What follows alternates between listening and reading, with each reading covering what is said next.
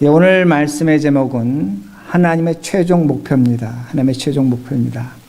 우리가 신앙생활 하는데 여러 가지 패턴이 있고 모습이 있는데 왜 우리가 어디를 향해서 어느 종점을 향해서 가야 되는가, 최종 목표는 무엇인가를 말씀을 드리겠습니다.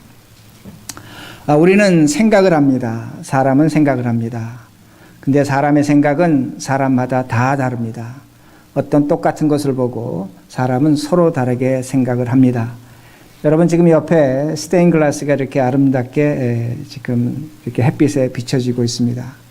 아마 스테인 글라스를 보시면서 여러분들의 생각이 아마 서로 다 다를 겁니다.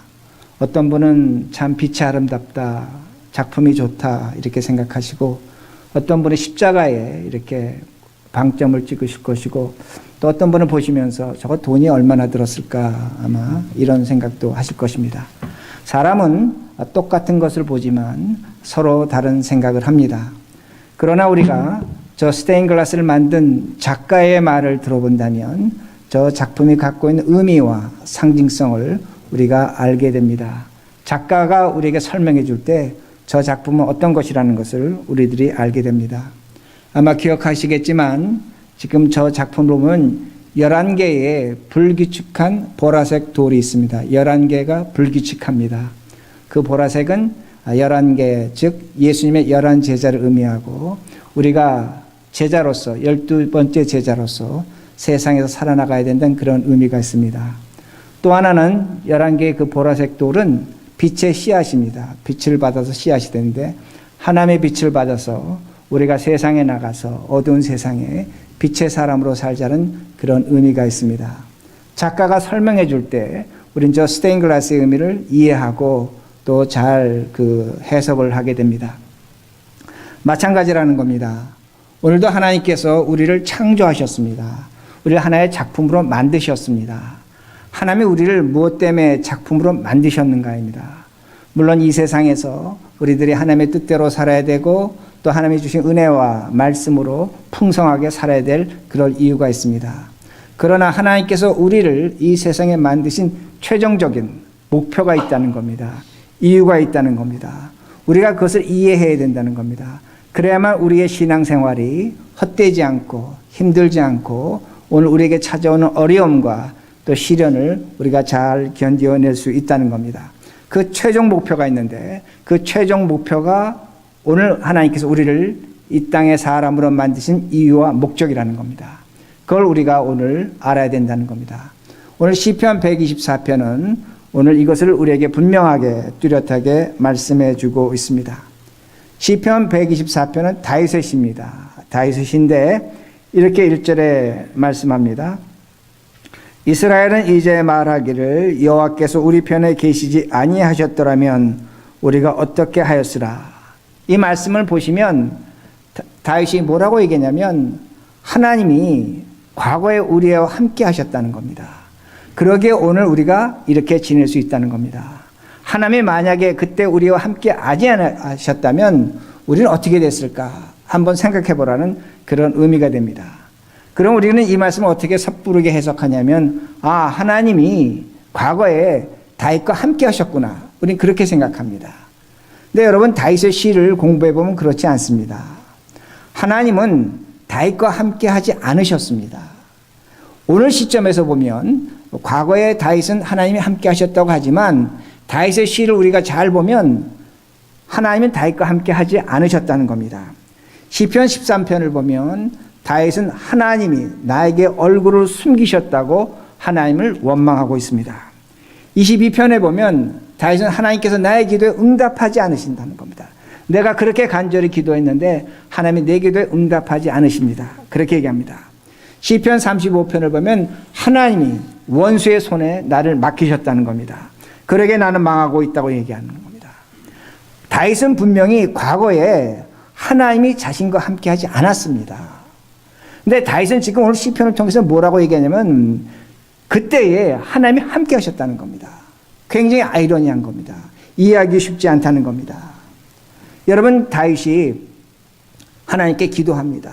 하나님 나에게 이 기도, 하나님 나에게 이 하나님의 손을 보여주십시오. 간절히 기도했습니다. 근데 하나님은 기도에 응답하지 않으셨습니다. 손을 보여주시지 않았습니다. 다윗을 힘들게 하셨고 고통스럽게 하셨고 적에게 쫓기게 하셨습니다.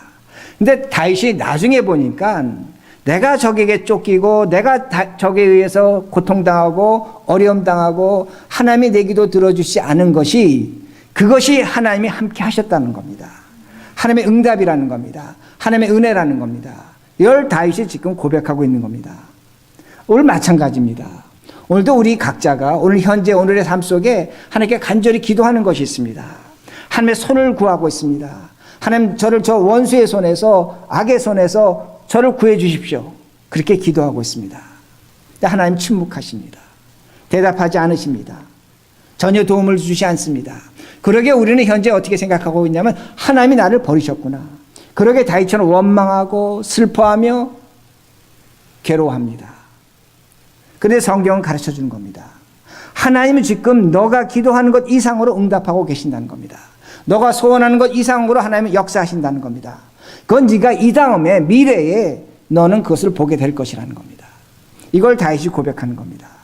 그러므로 우리 신앙의 가장 기본적인 것, 우리가 종점 최고의 높은 단계로 가려면 우리가 먼저 이런 하나님을 믿어야 됩니다. 모든 일에 감사해야 된다는 겁니다. 이렇게 삶을 살아야 된다는 겁니다. 오늘의 삶 속에 어떤 현상을 보고 절망하고 좌절하는 것이 아니라 오늘 절망과 좌절이 하나님이 나와 함께 하시는 겁니다. 하나님이 나의 편이라는 겁니다. 이걸 가지라고 다윗은 분명히 우리에게 가르쳐주고 있습니다. 두 번째가 나옵니다. 두 번째는 성화입니다. 거룩해지는 겁니다. 사람들이 우리를 치러 일어날 때에 여호와께서 우리 편에 계시지 아니하셨더라면, 사람들이 우리를 공격하는데 그때 하나님이 우리 편이 아니라면 우리가 어떻게 됐을까? 그 얘기를 고백하고 있는 겁니다. 1절하고 비슷한 것 같습니다. 근데 2절에 아주 중요한 단어가 나오는데 사람들이 우리를 친다는 겁니다. 그런데 우리는 하나님의 편입니다. 여기 아주 중요한 비밀이 있습니다. 하나님이 우리 편인데 우리를 치는 사람들이 있다면 그 사람들은 누구의 편이겠습니까? 그 사람들은 누구의 편이겠습니까? 그저 사람이겠습니까? 아닙니다. 그들은 사탄의 편입니다. 마귀의 편이라는 겁니다. 그러게 오늘 성경의 2절에 사람들이 나오는데 사람들이 히브리어로 보면 아담이라는 단어를 썼습니다. 여러분 구약 성경에서 사람을 표현한 단어가 5개 정도 됩니다. 그런데 아담이라는 단어는 특별한 단어입니다. 여러분 하나님이 우주 만물을 창조하시고 아담을 만드셨습니다. 아담이 처음에 누구의 편이었습니까? 하나님의 편이었습니다. 근데 그 아담이 하나님을 배신합니다. 뱀의 유혹에 빠집니다. 그리고 그 아담이 누구의 편이 됩니까? 사탄의 편이 됩니다. 마귀의 편이 된다는 겁니다. 우리는 예수 그리스도 십자가로 말미암아 은혜 받아서 하나님의 편이 됐습니다. 그러나 성경 오늘 분명히 우리에게 가르쳐주는 것이 우리를 공격하는 사람들이 있는데 그게 사람이 아니라는 겁니다. 내가 왜 너의 편이 됐느냐? 내가 왜 너의 편이 됐느냐? 너희를 공격하는 사람들, 아담들이 있는데 그것은 사탄의 편이라는 겁니다. 마귀의 편이라고 그렇게 이야기하고 있습니다. 자, 제가 이렇게 설명하면 어떤 도식이 나오냐면 간단한 도식이 나옵니다. 하나님을 믿는 사람들은 하나님의 편입니다. 하나님을 믿지 않는 사람들은 마귀의 편입니다. 야, 어떻게 그렇게 얘기할 수 있습니까? 나에게 친한 자식이 있고 형제가 있고 내 주변에 가까운 사람이 있습니다. 그들은 하나님 믿지 않습니다. 그러면 그들이 마귀의 편입니까? 그렇게 어떻게 마음대로 말할 수 있습니까? 아닙니다. 성경은 가르쳐줍니다. 에베소 2장 2절입니다. 에베소 2장 2절 제가 읽습니다. 그때의 너희는 그들 가운데 행하여 이 세상 풍조를 따르고 공중의 권세 잡은 자를 따랐으니 곧 지금 불순종의 아들들 가운데 역사하는 영이라. 자, 이 말씀 보시면 우리는 과거에 누구의 편이었습니까? 성경은 분명히 가르쳐줍니다. 우리는 세상 풍조를 따르고 어둠의 자식이었습니다. 마귀의 편이었다고 성경은 가르쳐줍니다. 우리는 마귀의 편이었습니다. 그러나 성경은 다시 한번 분명히 뚜렷이 가르쳐줍니다. 곧 지금 불순종의 아들들 가운데 역사하는 영이라. 곧 지금 now 불순종 아들들 가운데 역사하는 영이 있다는 겁니다. 사탄의 영이 있다는 겁니다. 예수 믿지 않는 자들에게 성경은 뭐라고 분명히 가르쳐주냐면 그들은 마귀의 편이라고 그렇게 말씀하고 있습니다. 오늘 제가 왜 이것을 말씀드리냐면 우리의 최종 목표를 가려면 이것을 여러분이 분명히 인식하셔야 됩니다. 오늘 교회의 가장 큰 문제는 뭐냐면 이걸 갈라놓지 않습니다. 우리 너무나 신사적으로 신앙생활합니다. 세상 사람들, 나와 같은 사람들, 나와 똑같은 사람들로 그렇게 여깁니다. 똑같은 사람입니다. 그러나 성경은 분명히 편을 갈라놨습니다. 하나님의 편이 있고 마귀의 편이 있다고 그렇게 말씀합니다. 그러므로 오늘 우리가 하나님의 편으로 된 사람으로서 하나님의 편으로서 우리들이 꼭 해야 될 일이 있다는 겁니다. 어떤 일을 해야 되는가 합니다. 먼저 해야 될 일은 이겁니다. 제가 다시 아담의 얘기를 합니다.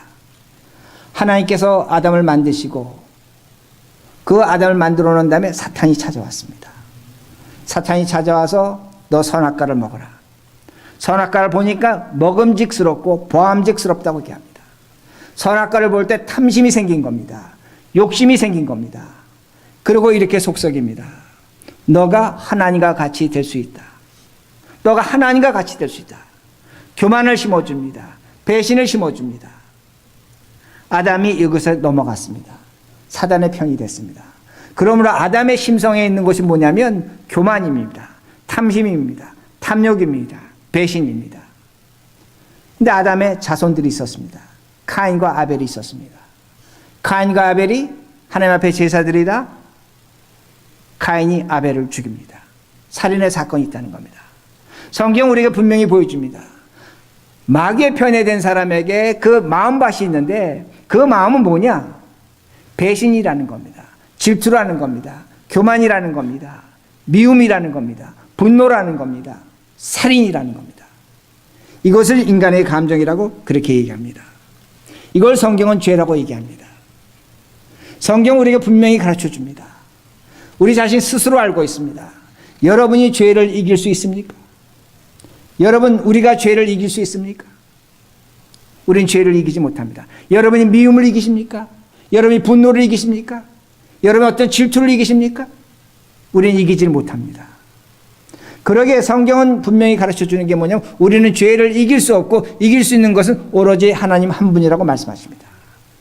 그 하나님 예수 그리스도가 우리의 죄를 위해서 십자가에 죽으셨습니다. 그리고 성경은 가르쳐 줍니다. 우리의 죄가 용서되는 것은 그 예수를 믿는 것이라고 말씀합니다. 예수를 믿는 것입니다. 이걸 믿음이라고 얘기합니다.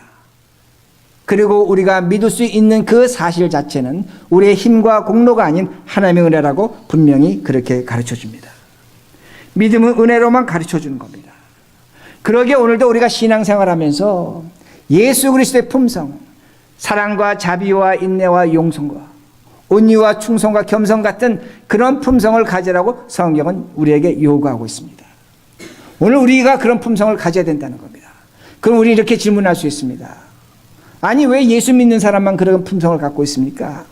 예수 믿지 않는 사람도 사랑합니다. 용서합니다. 인내합니다. 우리보다 더 고매한 인격과 성품을 갖고 있습니다. 분명히 맞습니다.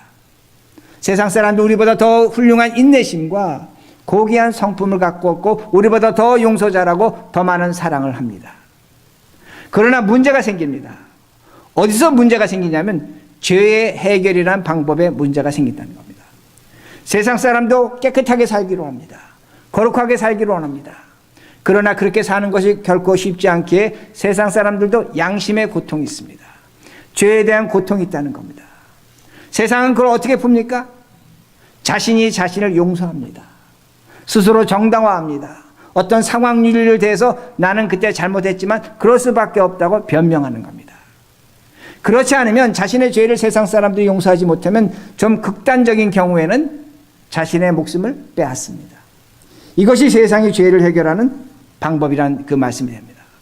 그러나 우리는 좀 전에 말씀드린 것처럼 우리가 우리의 죄를 용서하지 못합니다.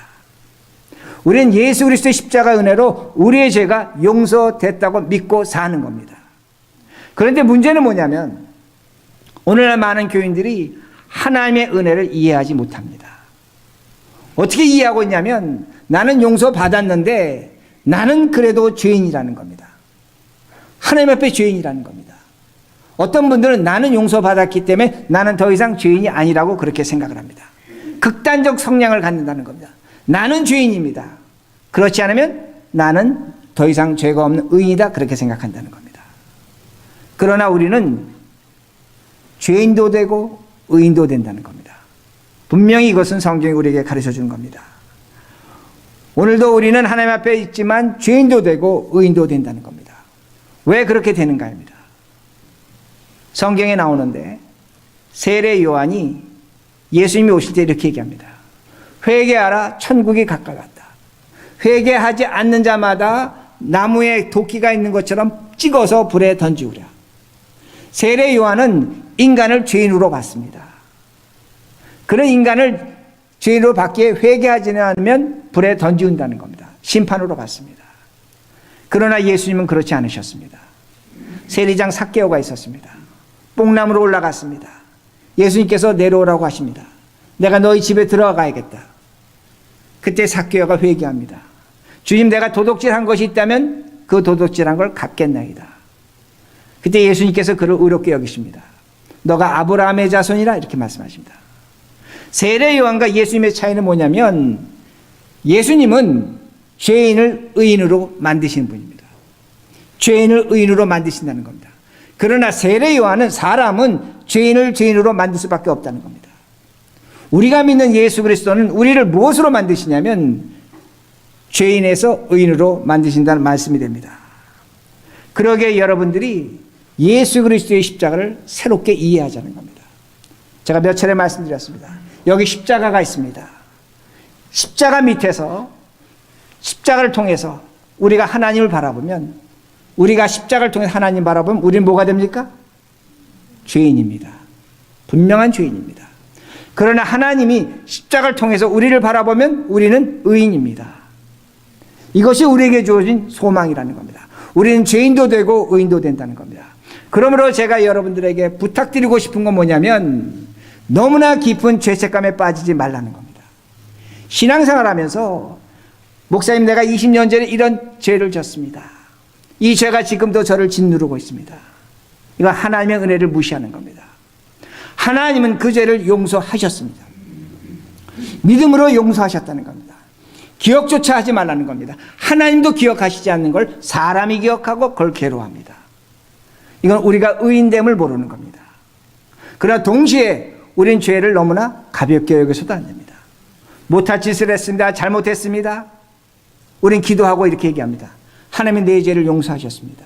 맞습니다. 용서했습니다. 그러나 그 죄를 너무나 가볍게 여기는 것도 옳지 않습니다. 우리는 죄인이라는 걸 잊지 마셔야 된다는 말씀이 됩니다. 그러기에 오늘 우리가 신자로서 최종적 단계를 갈 때 가장 중요한 삶이 뭐냐? 예수 그리스도의 성품을 닮아가는 겁니다. 오늘도 우리 삶 속에서 죄의 모습을 낮춰가는 겁니다. 그리스도의 형상으로 닮아가는 겁니다. 그러면 기도하면 됩니까? 아닙니다. 내가 그리스도의 형상으로 닮아가는데 여러분 예배드리고 찬송하면 저절로 그렇게 닮아갑니까? 아닙니다. 하나님 우리에게 주신 것이 있는데 생각을 주셨습니다. 판단력을 주셨습니다. 이성을 주셨습니다. 여러분 오해하지 말고 들으셔야 됩니다. 여러분은 죄와 타협할 줄 알아야 됩니다. 죄를 타협하라는 건 죄를 받아들이라는 것이 아닙니다. 죄의 농도를 조절할 줄 아셔야 된다는 겁니다. 죄를 내 삶 속에서 조절할 줄 아셔야 된다는 겁니다. 죄를 여러분이 다룰 줄 아셔야 된다는 겁니다. 그래야만 우리는 거룩해지는 겁니다. 이 거룩한 자리에 그리스도의 품성으로 우리가 가야 된다는 겁니다. 그럴 때 이것을 우리는 성화라고 그렇게 가르쳐주고 있습니다. 그럼 마지막 단계입니다. 최종적 단계는 뭐냐 이겁니다. 그것은 죽음을 이기는 겁니다. 여러분 하나님께서 우리를 창조하신 이유는 죽음을 이기는 사람으로 만든 겁니다. 예수 믿는 자의 영광과 특권은 뭐냐면 죽음을 이긴 자라는 겁니다. 문제는 뭐냐? 오늘날 교인들은 이걸 별로 그렇게 중요하게 생각하지 않습니다. 여러분 3절과 5절을 보시면 3절과 5절을 보시면 잘 보시면 3절, 4절, 5절은 반복되는 내용입니다. 근데 이게 왜 반복되냐면 중요하기 때문에 반복하는 겁니다. 근데 그 방점이 어디에 찍히면 5절에 찍힙니다. 5절 보시기 바랍니다.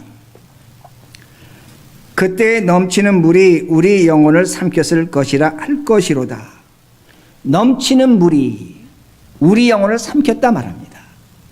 뭐 홍수가 나서 사람이 죽는다 그런 의미가 아닙니다. 구약 성경에서 물은 죽음을 의미합니다. 죽음이 우리의 영혼을 삼킨다는 겁니다. 우리의 영혼을 삼킨다는 겁니다. 제가 이걸 이렇게 예를 듭니다. 저도 이제 최근에 이걸 많이 느꼈는데 40년 전만 해도 미국에서 그 아이들이 학교 갈 때 가장 많이 싸가는 샌드위치가 피넛버터 샌드위치입니다. 그런데 지금은 미국에서 있는 아동 중에서 4명 중에 한 명이 땅콩 알러지가 있다고 그렇게 말합니다. 이 땅콩을 먹으면 애들이 호흡장애를 일으킵니다. 하이브, 두드러기가 생기고 심한 열이 납니다. 그러게 요새는 비행기 타면 여러분 비행기 안에서 땅콩을 주지 않습니다. 이제 어른들도 땅콩 알러지가 심합니다. 그래서 땅콩을 주지 않습니다. 제가 얼마 전에 본 기사인데 영국에서 어떤 식당에서 땅콩을 든 음식을 카레로 만들었습니다. 근데 그걸 먹고 사람이 죽었습니다. 그래서 그 식당 주인이 6년형을 받게 된 것을 제가 본 적도 있습니다. 그런데 문제는 뭐냐면 이런 땅콩 알러지가 아이들에게만 있는 것이 아니라 어른들에게 확산되어 간다고 그렇게 말합니다. 그래서 이제 식당 가면 식당에서 뭐 맛살이나 그렇지 않으면 새우나 복숭아나 땅콩이나 이런 음식을 먹어도 되는 안 되냐고 묻는 식당이 점점 늘어나고 있다고 합니다. 그럼 왜 이런 일이 일어나고 있는가 합니다. 왜 사람들이 점점 음식을 먹고 건강해져야 되는데 그 식품에 알러지를 갖고 고통을 당하는가 합니다. 여러 가지 학설이 있는데 제가 본 글에는 어떤 것을 얘기하냐면 원래 사람 몸에 기생충이 있었다고 합니다. 회충이 있었다고 합니다. 근데 그 회충이 우리 몸의 영양분을 빼앗아가는 겁니다. 그러나 그 회충이 있음으로 말미암아 우리 몸에서 그 회충과 싸우려는 좋은 면역체가 생긴다는 겁니다. 다양한 면역체가 생긴다는 겁니다. 근데 사람이 환경이 깨끗해지고 회충이 없어지면서 사람 몸에서 뭐가 없어져? 면역체가 점차로 없어지는 겁니다. 그 면역체가 없어지면서 이제는 우리가 먹는 음식, 일반적 음식, 새우나 복숭아나 간장이나 우유 같은 것으로 우리 몸에 그런 부작용이 찾아온다고 그렇게 이야기하고 있습니다. 우리 몸을 유지시켜주는 것들입니다. 음식입니다. 건강한 것들입니다. 과거에는 아무런 문제가 없었습니다. 그런데 이것으로 우리가 고통을 당한다는 겁니다. 우리 면역체가 그걸 공격하는 겁니다. 그러다 보니까 목숨도 잃고 그러다 보니까 고통을 당하는 겁니다. 저는 이것을 보고 이렇게 생각을 합니다. 오늘날 우리 몸이 회충과 싸우지 않습니다. 다시 말씀드린다면 우리의 신앙생활에서 없어진 것이 하나 있습니다. 이상하게 없어졌습니다. 지난 20, 30년 동안 없어졌습니다. 무엇이 없어졌냐면 하늘나라와 천국에 대한 소망이 없어졌습니다. 이제는 교회에서 뭘 얘기하냐면 우리가 갖고 있는 아픔과 가난과 고통과 질병에서 해방을 얘기합니다. 성경은 그것을 그렇게 중요하게 가르쳐주고 있지 않습니다. 성경이 우리에게 요구하고 가르쳐주는 것은 뭐냐면 예수 그리스도의 십자가의 죽음과 부활로 주어질 영원한 생명과 천국입니다. 하늘나라입니다. 그런데 이것이 사라지고 있습니다. 제가 좀 전에 뭐라고 말씀드렸냐면 하나님의 편과 사탄의 편이 있다고 말씀드렸습니다. 지옥이 있고 천국이 있는 겁니다. 그런데 교회에서 지옥과 천국을 얘기하면 교인들이 난리를 납니다. 아니 내가 믿지 않는 가족들, 내가 믿지 않는 친구들, 내가 사랑하는 사람들 그들이 지옥 가야 됩니까? 그렇게 얘기합니다. 그러니까 어떤 타입의 정점이 생기냐면 신학적으로 어떻게 만들어내냐면 모든 사람이 구원받는다는 겁니다. 예수를 믿지 않았지만 하나님의 사랑이 크고 크시기에 언젠가는 모든 사람을 구원할 것이라고 그렇게 가르칩니다. 우리 스스로를 위로하는 겁니다. 심지어 이렇게도 가르칩니다.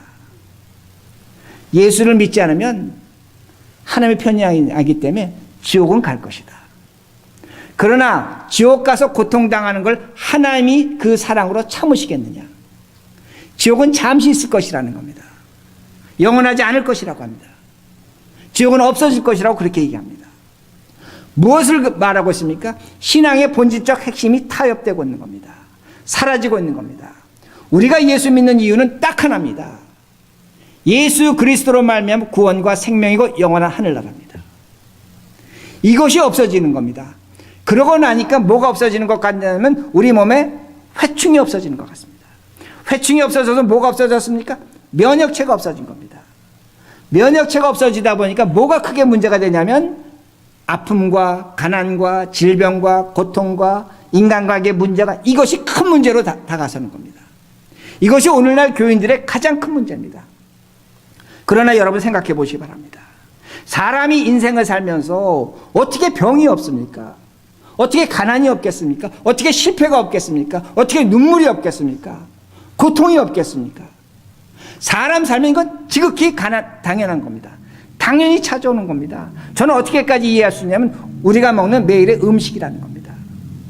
그런데 매일의 음식에 오늘날 알러지가 생기는 것처럼 우리가 이걸 견디지 못한다는 겁니다. 그러니까 하나님 앞에 나와서 기도하는 제목을 보면 죽겠다는 겁니다. 뭐 때문에 죽겠냐? 가난해서 죽겠다는 겁니다. 실패해서 죽겠다는 겁니다. 저 인간 때문에 죽겠다는 겁니다. 병들어 죽겠다는 겁니다. 하나님 그걸 불쌍히 여기십니다. 그러나 그걸 이기는 방법은 뭐냐? 우리가 그 면역체를 길러내야 됩니다. 얼마든지 3, 40년 전에 병도 아닌 것이 지금 병이 된 겁니다. 그 면역체는 뭡니까? 성경은 정확히 가르쳐줍니다. 우리의 최종의 목표입니다. 하나님 예수 그리스도가 왜 이 땅에 오셨는가입니다. 무엇 때문에 오셨는가입니다. 우리의 죄를 용서하시고 영원한 생명과 하늘나라를 허락하신 겁니다. 천국입니다. 오늘도 우리 앞에 누군가 죽음을 당하고 있습니까? 죽을 것 같습니까? 예수 그리스도 안에 있다면 그는 영원한 생명이라는 겁니다. 그러기에 제가 말씀드렸습니다. 오늘 9월달입니다. 우리 인간 시간 속에 가면 종점으로 가는 겁니다. 그러나 우리 시간은 영원한 생명과 하늘나라로 가고 있는 겁니다. 이걸 믿으라고 성경은 가르쳐주는 겁니다. 이것 때문에 예수 그리스도가 이 땅에 오신 것입니다. 우리가 이것을 믿고 살면 우리에게 면역력이 생기는 겁니다. 가난 고통스럽죠. 이길 수 있습니다. 질병 무서운 것이죠. 그러나 영원한 하늘나라와 생명을 생각한다면 견뎌낼 수 있다는 겁니다. 우리 이 면역력을 잃어버렸습니다. 이것이 오늘날 교회의 질병이요 아픔이요 고통이 됐다는 겁니다. 그러기에 여러분의 신앙의 최종 목표를 수정하셔야 됩니다. 우리 머릿돌 교인들은 그렇게 하고 있을 줄 믿습니다. 그리스도로 말미암아 죄의 용서고 부활이고 영원한 생명이고 천국입니다. 이걸 분명히 믿고 확신하시라는 겁니다. 그래야만 우리에게 면역력이 생겨서 오늘 우리 인생의 문제에 고통과 아픔을 언제든지 이겨낼 수 있다는 겁니다. 이렇게 살아야 된다는 겁니다. 왜 이렇게 살아야 되는가? 6절입니다. 우리를 내주어 그들의 이에 씹히지 아니하게 하신 여호와를 찬송할지라. 그들의 이빨에 씹히지 않는 겁니다. 그들의 이빨이 누굽니까? 사람들의 이빨입니다. 그러나 그 사람들의 이빨을 뒤에 누가 있다고 말씀드렸습니까? 사탄의 이빨입니다.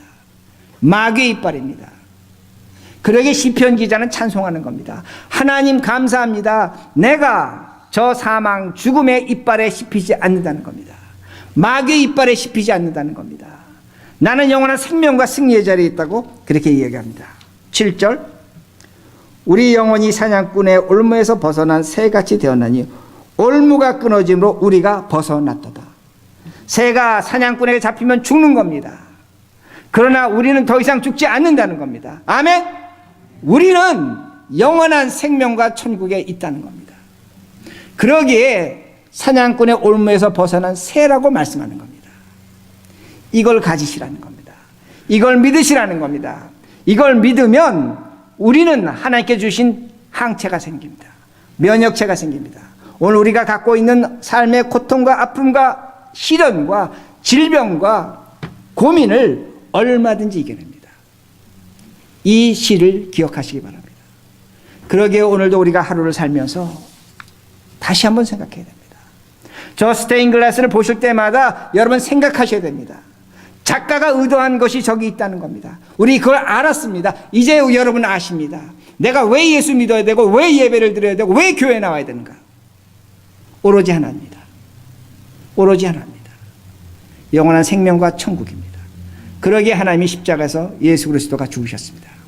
이걸 믿고 사시는 우리들이 되길 바랍니다.